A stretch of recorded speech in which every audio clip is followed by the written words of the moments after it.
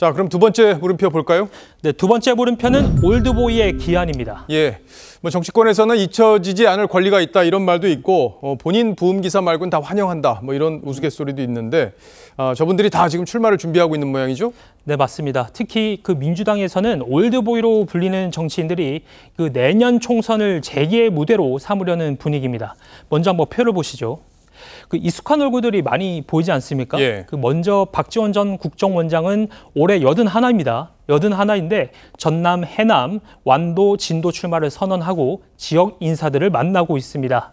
저는 아직까지도 건강이 허락하고 정치 발전을 위해서나 김대중 대통령의 이념을 전파시키는 거나 우리 호남 정치의 복원을 위해서 제가 할 일이 아직 남아있다.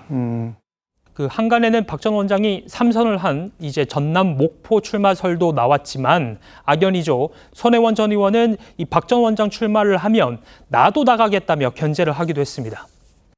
이 박지원 이제 전 의원이 그 목포의 어떤 한 언론하고 인터뷰한 내용을 보고 제가 정말 아연실색해가지고 제가 목포 시민과 함께 좋은 정치인들을 뽑는데 우리가 나서야 된다.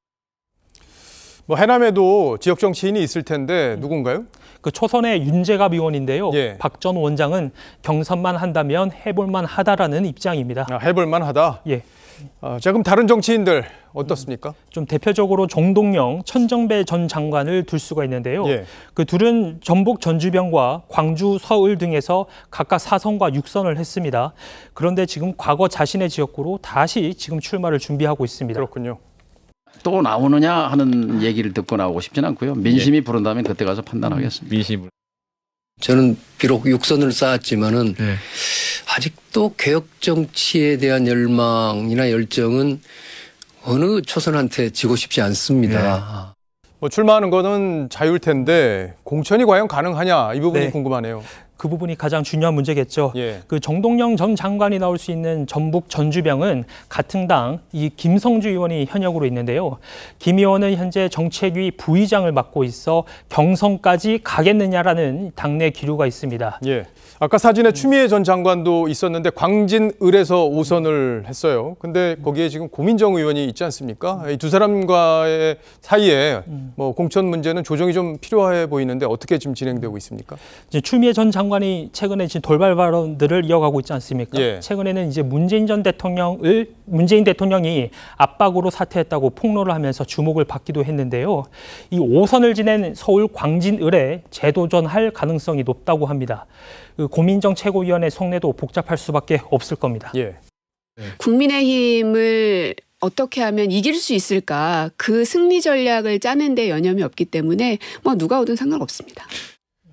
뭐 총선에서 승리하려면 당에서도 새로운 인물을 또 내세워야 되는데 이제 과거에 활동했던 분들이 다시 돌아온다고 하는 것 당에서도 속내가 좀 복잡할 것 같아요. 당선 가능성은 어떻게 보고 있습니까?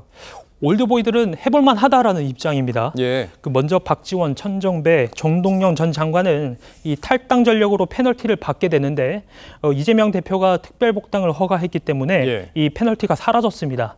그러니까 인지도를 무기로 현역과 한번 붙어볼만 하다라는 겁니다. 예. 자, 그러면 여권에서는 과거 정치인들의 출마 소식 없습니까? 그 대표적인 친박이죠. 최경환 전 경제부총리가 고향인 경북 경산 출마가 거론되고 있습니다. 그 최 전 부총리는 한 달 전에 이 이준석, 유승민, 안철수, 나경원 등 보수 가치에 동의하는 사람들이 뭉쳐야 총선에서 이길 수 있다며 이른바 보수 연합론을 강조한 것으로 알려졌습니다. 다만 이 문제는 박근혜 전 대통령의 정치 재개 문제와도 연결되어 있어 여권에서도 민감한 문제로 바라보고 있습니다. 예. 자, 그럼 두 번째 물음표도 정리해 볼까요?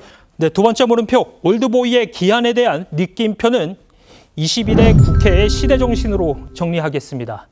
21대 의회는 역대 최악이라는 평가를 받고 있습니다. 22대 의회는 이 새 인물로 새로운 가치를 추구하는 국회로 거듭나야겠죠. 물론 올드보이들의 리더십과 정치력도 존중받아야겠지만 22대 국회의 시대정신과 맞지 않는다면 자리가 허락되지는 않을 수도 있을 겁니다. 예, 알겠습니다. 정 기자 잘 들었습니다.